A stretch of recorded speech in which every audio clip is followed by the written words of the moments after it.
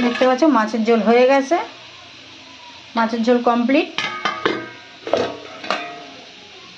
ফুলকপি ভাজা করেছি, একটু এরকম কড়া কড়া না ভাজলে আবার রিমি খায় না। আর চলো কি রান্না করছি দেখাচ্ছি। এই যে সোয়াবিন খেতে ওরা খুব ভালোবাসে, তাই আজকে বলেছে সোয়াবিন রান্না করতে।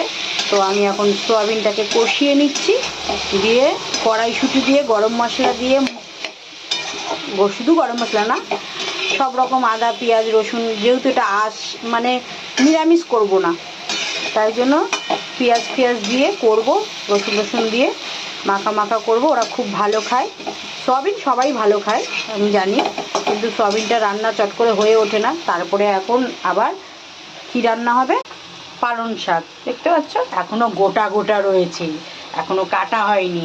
আগে এই রান্নাটাকে বসিয়ে নিই, তারপরে পালং শাকটা রেডি করব। তো চলো আজকের মেনু দেখে নিলে তোমরা।